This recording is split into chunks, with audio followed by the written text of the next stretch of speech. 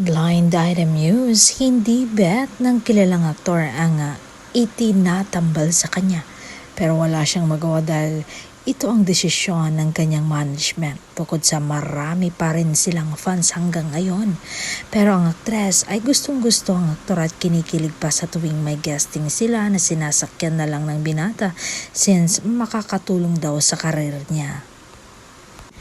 Pero sa nakikita namin ay kaya ng aktor na magsulo dahil may ilang projects na rin siyang wala namang collab team at kaya pinupush sila dahil nakikitaan sila ng chemistry ng actress base sa management team niya. Ganun din si actress, kaya naman niyang mag-isa at magsulo.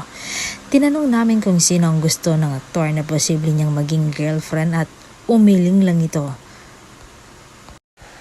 Dahil wala po yan sa plano ko, karir muna. Paano kung ma-develop siya sa kalab team niyan na laging kinikilig tuwing makikita siya, nabangitin lang ang aktor. May chemistry naman talaga sina aktor at actress pero sa tingin namin ay parang mas okay kung solo lang si aktor, ganun din si actress dahil marunong silang umarte. Marunong din namang umarte. Talagang napakagaling itong actress na ito, very talented.